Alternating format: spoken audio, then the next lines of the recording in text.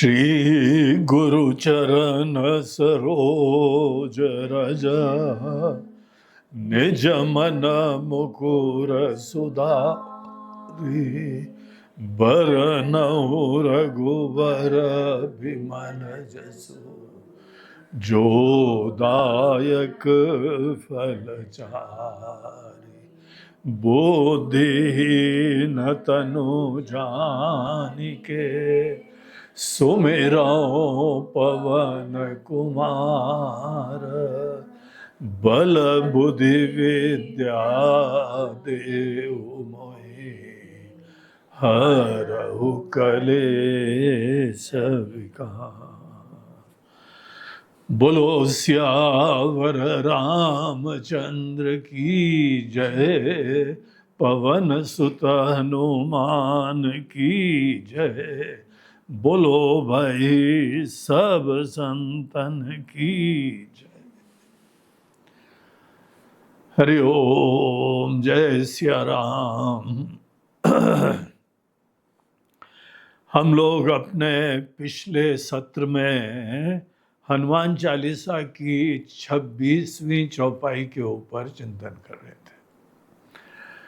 26वीं चौपाई में गोस्वामी जी कहते हैं हनुमान जी बहुत शक्तिशाली है, दुनिया के कोई संकट उनके सामने टिक ही नहीं सकते।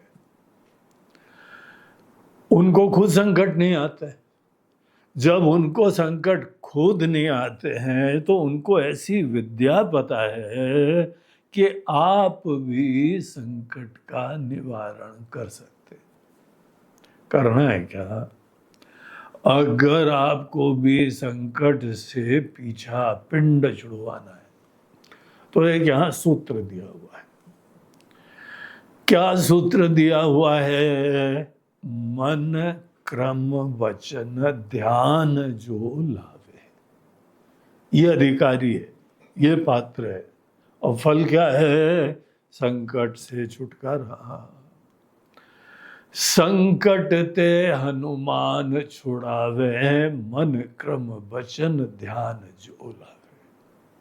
अब इतनी साधना तो करनी पड़ेगी, हर चीज की कुछ ना कुछ कीमत चुकानी पड़ती है। स्वस्थता चाहिए तो डॉक्टर के पास जाना है, दवाई लेनी है, ऑपरेशन भी करना है। अगर स्वस्थता चाहिए तो कीमत चुकानी पड़ेगी।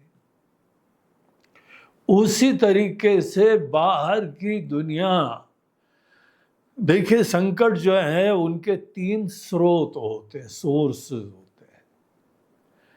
एक को कहते हैं कि ये हमारे आध्यात्मिक संकट है।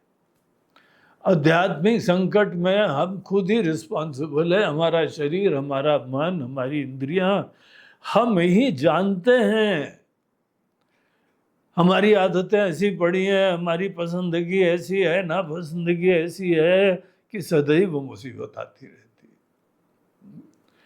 है। ऐसी चीजों को बोलते हैं आध्यात्मिक संकट।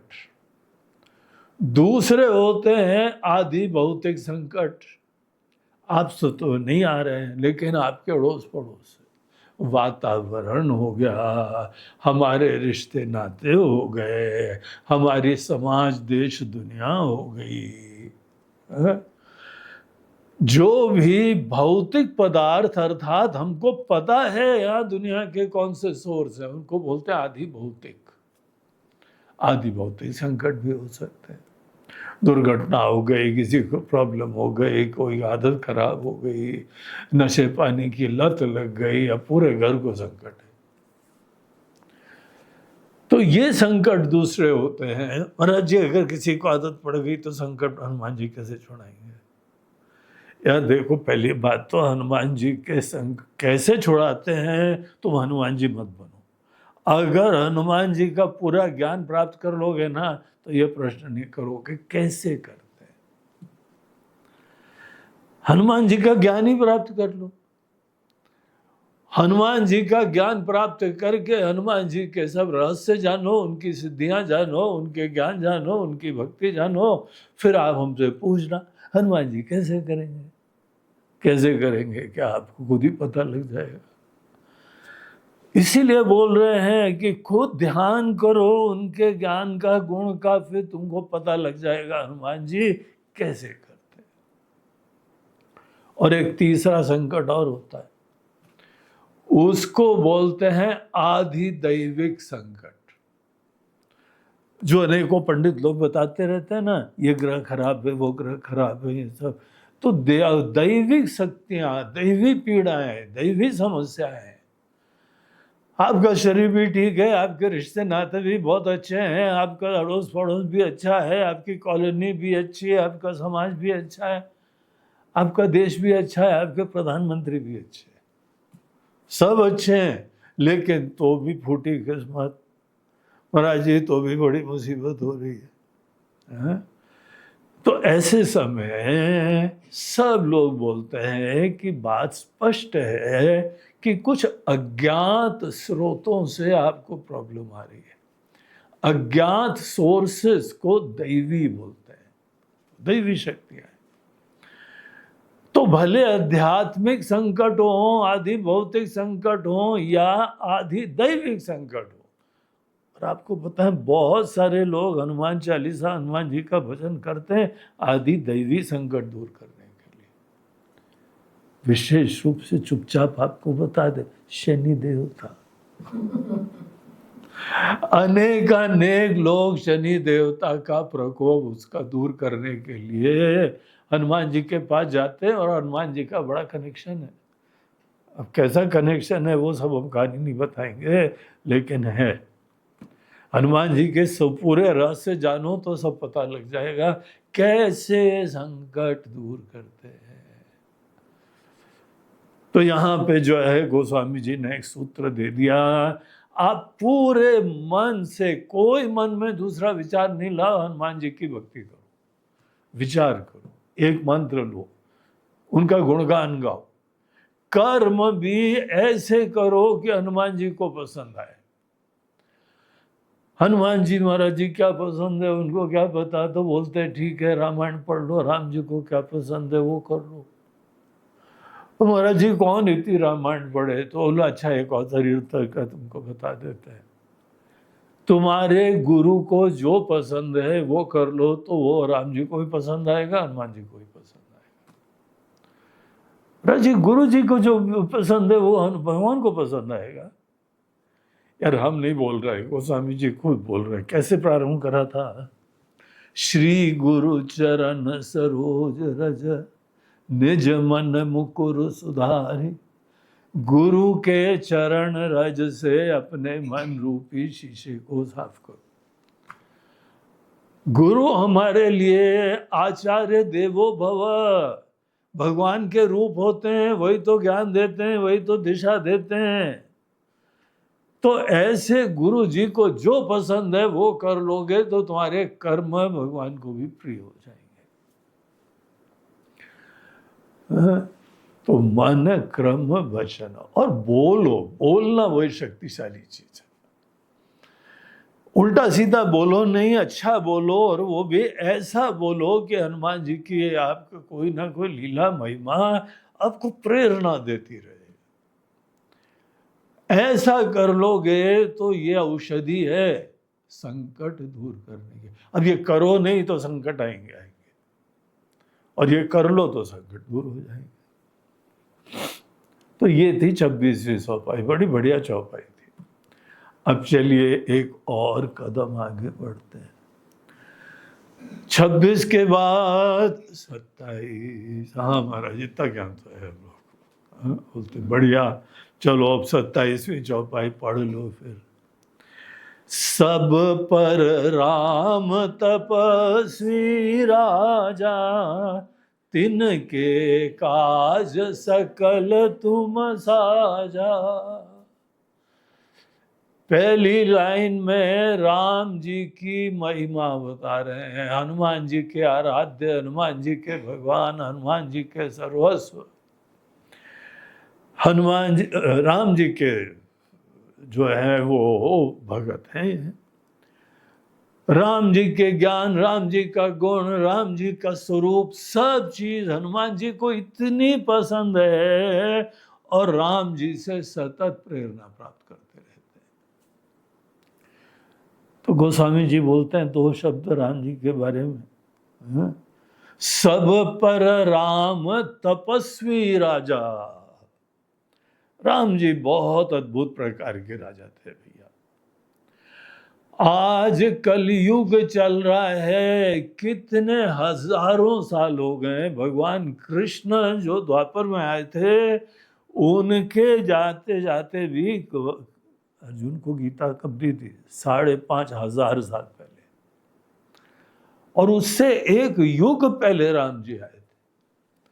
और हर कल्प में, हर सृष्टि में आते रहते हैं, कोई ना कोई रूप में। वैसे राम उनको बहुत ही प्रिय है, इसकी सेटिंग भी बहुत बढ़िया है। तो ये जो राम जी हैं वो सब पर राम, सबसे श्रेष्ठ है, सबसे उत्कृष्ट है। इसीलिए उनको कहा जाता है रघुकुल शिरोमणि। उनका रघुकुल था। रघु जी जो है उनके आदि पूर्वज थे, उनके नाम से उनका पूरा सूर्य वंश जो है वो चलता था। एक से एक महान राजा है, पूरे रघुकुल के अंदर एक से एक महान राजा।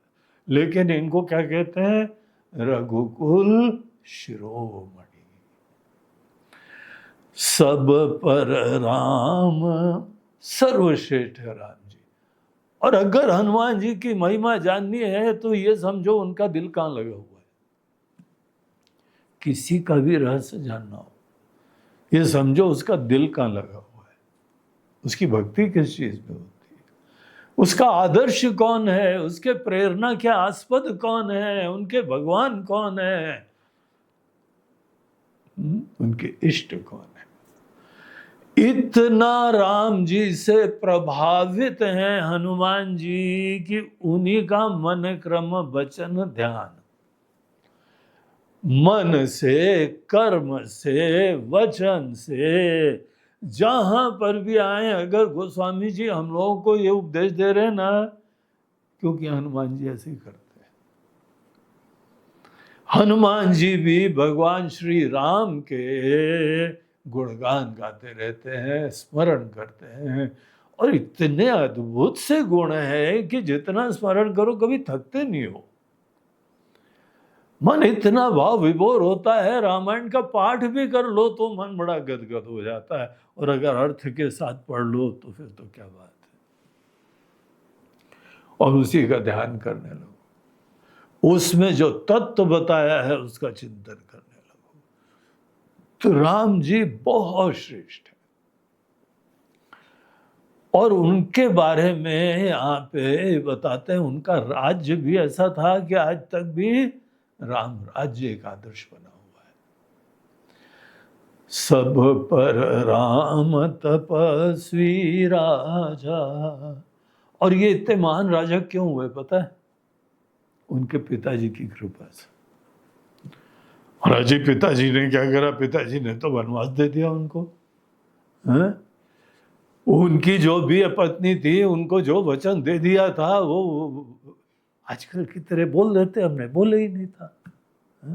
कई कई जी ने जब बोला तो बोलते प्रमाण लो, किसी का प्रूफ है हमने बोला था। लेकिन ऐसे उनके पिताजी नहीं थे। उनके पिताजी भी प्राण जाए पर वचन न जाए, ऐसे पिताजी थे। और देखिए किसी महात्मा जी ने बताया है कि कैकेयी जी तो बहाना थी। महाराज दशरथ को खुद भी वन में जाके तपस्या का महत्व प्रेरणा थी। वानप्रस्थी आश्रम में प्रवेश कर रहे थे ना वो, तभी तो ट्रांसफर करा था, वही दिमाग में घूम रहा था। उनके दिमाग में ये था कि कोई व्यक्ति जंगल जाए, एकांत में जाए और तपस्वी हो जाए। जो तपस्वी होता है वो ही महान होता है, वो निर्मल होता है, मन को शुद्ध करता है, भगवान के दर्शन करता है, सब कार्य जीवन में अद्भुत से अद्भुत कर सकता है जो तपस्वी होता है।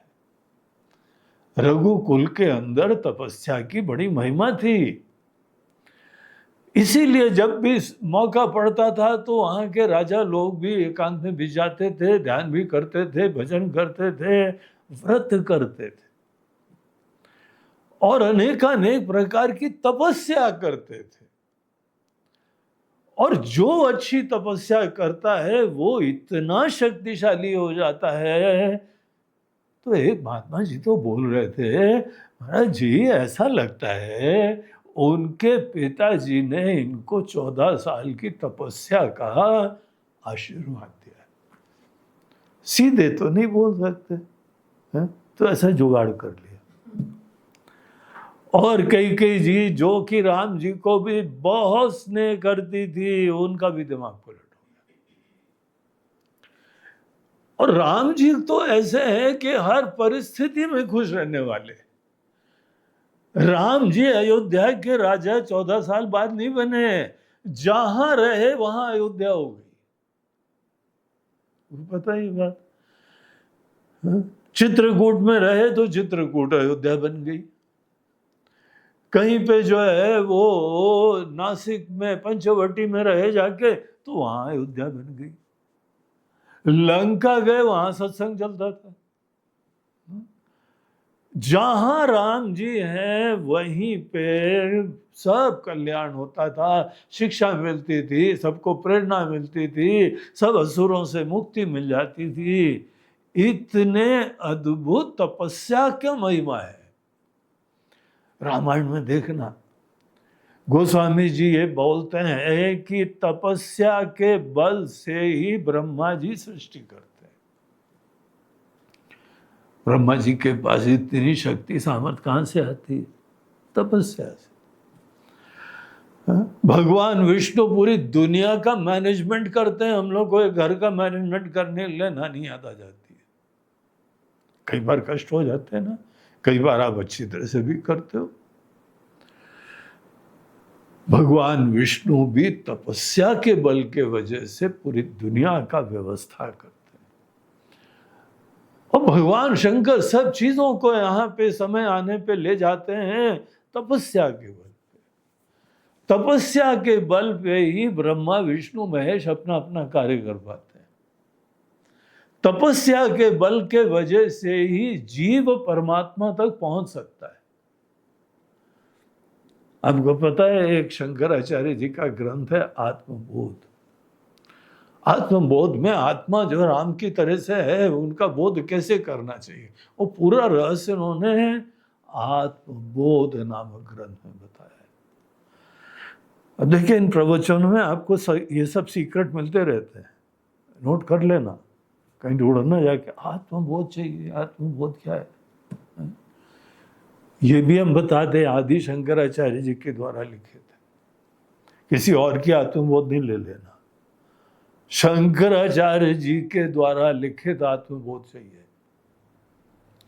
उसके अंदर शंकराचार्य जी बोलते हैं तपोवी क्षीण पापाना, ये तपस्या ही है जो जाने अनजाने हमने पहले कोई भी पाप कर्म कर लिए, गलत संस्कार हो गए, गलत आदतें हो गई, इसके वजह से ही हम ध्यान नहीं कर पाते हैं, ज्ञान नहीं प्राप्त कर पाते, बैठ ही नहीं पाते। ये जो पाप है ना मन के अंदर, अघ पाप, ऐसी चीजों को दूर करने के लिए तपस्या बहुत अच्छी साधना है। यही एकमात्र साधना है। इसीलिए शंकराचार्य जी वहां बोलते हैं तपोवे क्षीण पापाना, तप के द्वारा जिनके पाप क्षीण हो गए हैं, शांता नाम वीतरागी नाम, ऐसे लोग जो शांत हो गए हैं, वीतरागी हो गए हैं, उनके लिए हम ये आत्मबोध ग्रंथ लिखने जा रहे हैं। देखो तपस्या की कैसी महिमा है। हम लोग को थोड़ा भी एकांत में जाना हो, जंगल में जाना हो तो डर लगता है। काहे का डर लगता है? चिंता क्यों होती? आदतें खराब है। देखिए तपस्या कहते किसको है? अच्छे राजा बनने के लिए भी राम जी ने 14 साल तपस्या करी। और एक और चीज आपको बताएं, 14 साल तक भरत अगर राम जी की पूरी गद्दी संभाल रहे थे तो वो भी अयोध्या में नहीं रुके थे, नंदीग्राम में रुकते थे। नंदीग्राम में तपस्वी की तरह रहे, तब जाके ऐसा राज्य चलाया उन्होंने कि राम जी तो इतने खुश हो गए, बोलते हैं भरत ने तो पूरा अधिष्ठान बना दिया राम राज्य का। आधारशिला तो भरत ने रखी है, तपस्वी भरत ने आधारशिला रख दी, तपस्वी राम ने फिर राम राज्य की स्थापना कर दी। अगर आज भी हमारे कोई नेता लोग, प्रधानमंत्री, ये सब जो भी होते हैं, अधिपति होते, संचालक होते, चीफ एग्जीक्यूटिव होते, अगर वो तपस्वी हुए तो देश का जो है ना बागडोर अच्छे हाथों में। इसका उल्टा क्या होता है? भोगी। हमारे लिए हमको ये पसंद है, हमारे ललुआ को, हमारे बबुआ को ये चाहिए। हमारा बबुआ अभी तक अनएम्प्लॉयड है, पहले उसको तो एम्प्लॉयमेंट दे दें, फिर उसके बाद देश को एम्प्लॉयमेंट देंगे हम। ये देखो, अपना पराया के चक्कर में, अपनी पसंदगी नापसंदगी के चक्कर में हम लोगों का देश 60 साल तक तरक्की नहीं कर पाया। अगर तपस्वी राजा कोई पहले आ गए होते तो हम लोगों का देश आज चीन से भी आगे होता, अमेरिका से भी आगे होता। ये बात समझो। आप भी अगर अपने काम धंधे में तपस्वी होके लग जाएंगे तो आपके काम धंधे को भी 4 चांद लग जाएंगे। ये चौपाई में बड़ा रहस्यमय वाक्य है, ये शब्द है, सब पर राम तपस्वी राजा। तपस्वी राजा है इसीलिए सर्वोत्कृष्ट है, इसीलिए सबसे परे है। अच्छा महाराज जी, तपस्या होती क्या है? थोड़ा सा 2 शब्द उसके बारे में भी बता दो। तपस्या होती है कि अपने शरीर, इंद्रियां, भावनाएं, पसंदगी नापसंदगी, इनके अधीन ना होना, बस इतनी तपस्या होती है। अगर कोई तपस्विता का किसी को संदेश, उपदेश नहीं मिला है तो क्या होता है? जो शरीर को पसंद है, जो इंद्रियों को पसंद है, जो जवान को पसंद है, जो दिल को पसंद है, हम जीवन भर वो ही काम करते हैं जो हमारे लिए प्रिय होता है। इसको बोलते हैं प्रेय पथ पे चलना। 2 पथ होते हैं, को श्रेय पथ बोलते हैं, को प्रेय पथ बोलते हैं। प्रेय पथ मतलब जो पसंद है वही करते रहना, और श्रेय पथ में जो उचित है वो करना। जो बहुत ही पसंदगी के चक्कर में पड़ा रहता है, आप देखना कभी उचित अनुचित का सोचेगा भी नहीं। बोलते भाई आज तो जो है वो होली है, दिवाली है, आज तो मिठाई ले आओ, आज तो हलवा पूड़ी खाएंगे। अरे महाराज जी, डॉक्टर ने मना करा है, हलवा भी नहीं खाना है और पूड़ी भी नहीं खानी, कोलेस्ट्रॉल हो जाएगा। अरे एक दिन में क्या होता है? एक दिन जो है ना आज जी भर के और इतना खा लेते हैं हलवा, शुगर भी ऊपर और कोलेस्ट्रॉल भी ऊपर, दूसरे दिन पड़े डॉक्टर को बुलाओ, डॉक्टर को बुलाओ, ग्लूकोज चढ़वाओ और ये करवाओ, इंजेक्शन लगवाओ, जबरदस्ती। जब कोई व्यक्ति अपनी इंद्रियां, अपनी पसंदगी, और केवल इसीलिए क्योंकि इससे अहम की संतुष्टि होती है, अहम की संतुष्टि से प्रेरित होके पसंदगी नापसंदगी के अधीन रहना, ये जो है भोगी मनोवृत्ति होती है। और सत्य के पथ पे चलने के लिए इंद्रियों को बोलना, भाई इंद्रियां, हे जवान, तुमको रस बड़े पसंद है, हम बढ़िया बढ़िया रस देंगे तुमको, लेकिन थोड़ी हमारी बात भी मान लो। जो बुद्धि उचित बोले वो काम करा करो। तो इस तरीके से जो व्यक्ति तपस्या करता है उसका मतलब क्या है? इंद्रियों का निग्रह करना। इसका मतलब दमन नहीं करना। ये नहीं है कि अगर भोजन का निग्रह करना तो रोज भोजन ही नहीं करना। ये किसने कहा है? जिसने कहा है गलत कहा है।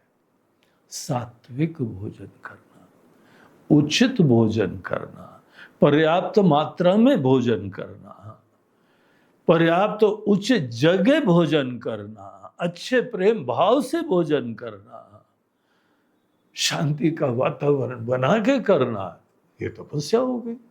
यहां मन मर्जी नहीं चलती है, यहां उचित चीज की प्रधानता होती है।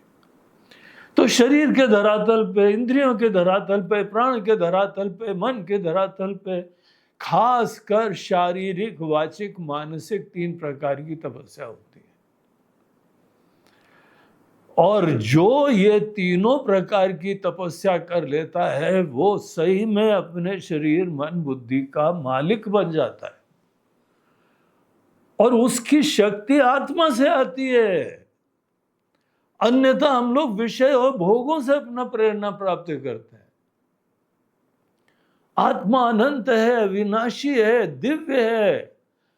तपस्वी व्यक्ति को जीवन में दिशा, प्रेरणा सब आत्मा से मिल जाती है। आइडियाज भी बढ़िया बढ़िया मिलते हैं। इसीलिए तपस्वी होना एक बहुत अच्छी वैल्यू होती है। गीता के अंदर भगवान कहते हैं यज्ञ दान तपः न त्याज्यम कार्य में होता। तपस्या को किसी को भी सेवा करने की भावना और निस्वार्थ भाव से जीने की, यज्ञ दान तप, इसको कभी मत छोड़ना। इनमें भी गोस्वामी जी यहाँ पे तपस्या की महिमा बता रहे हैं। राम जी का स्मरण करके बोलते हैं तपस्या की मूर्ति है ये। और ये इनके पिताजी का आशीर्वाद था कि इनको तपस्या करवाई, अभिशाप नहीं था। हाँ? और वो महान राजा बने क्योंकि राम जी ही तपस्या करके राजा बने थे। बाकी सब ने तपस्या नहीं करी ना, इसीलिए वो रघुकुल शिरोमणि नहीं बने। आज देखिए अनेकों सन्यासी लोग कितने तपस्वी होते हैं, तपस्या के वजह से ही ब्रह्म ज्ञान प्राप्त कर लेते हैं। और हम लोग के वहां जैनी महात्मा लोग तो तपस्या को बहुत आदर देते हैं। हम लोग तो कहते हैं जरूरत से ज्यादा देते हैं। शंकराचार्य जी बोलते हैं उतना नहीं करने की जरूरत है, विवेक की ज्यादा जरूरत है, लेकिन तपस्या की महिमा होती है। तो ऐसे राम जी हैं। अगर राम जी का स्मरण करो तो तपस्या का पॉइंट जरूर ले आना। क्या महाराज जी है भगवान, क्या 14 साल आपने तपस्या करी कि क्या खाया होगा, कहाँ सोए होंगे, आपकी तकिया थी क्या, आपका गद्दा था, ये सब सोचते हो। तपस्वी आदमी ऐसे निश्चिंत होता है, शरीर का जो है मालिक होता है, कहीं पर भी विश्राम भी कर पाता है। सब गुण आ जाएंगे अगर तपस्विता अपने जीवन में जोड़ ली। सब पर राम तपस्वी राजा, पिछली चौपाई में ध्यान की बात करी थी, उससे पहले जप की बात करी थी। अभी राम जी को निमित्त बना के तपस्वी की बात कर रहे हैं। और फिर दूसरी लाइन में बोलते हैं कि इतने राम जी महिमा वाले थे। और हनुमान जी की महिमा क्या है? ऐसे राम जी के सब काम वही कर देते थे, हनुमान जी, क्योंकि हनुमान जी भी बहुत बड़े तपस्वी हैं। जो तपस्वी होता है वो ही अच्छा राजा भी बनता है, अच्छा सेवक भी बनता है। वस्तुतः आपको एक बात बताएं, हनुमान जी राम जी के तपस्विता वाले मन से उत्पन्न संकल्प है। हनुमान जी भगवान का ही संकल्प है। हनुमान जी भगवान का ही निश्चय है। भगवान ने सोच लिया ये करना है तो हनुमान जी बोलते हैं कर देंगे, हो जाएगा। राम जी का संकल्प और क्रियान्वयन हनुमान जी का डिपार्टमेंट। और ये होने के लिए भी बहुत महान तपस्वी होना चाहिए। इस चौपाई में तपस्या की महिमा है, भगवान और भक्त दोनों की। राम जी महान राजा हो गए क्योंकि तपस्वी है। हनुमान जी तो इतने महान तपस्वी हैं, शरीर देख लो, वाणी देख लो, मन देख लो, तीनों धरातल। तो हमको यही प्रेरणा इस चौपाई से लेनी है और अपने जीवन में भी यथासंभव हमको तपस्विता का समावेश करना है। बोलो सियावर रामचंद्र की जय, पवन सुत हनुमान की जय। बोलो भाई सब संतन की जय। नमः पार्वती पतये हर हर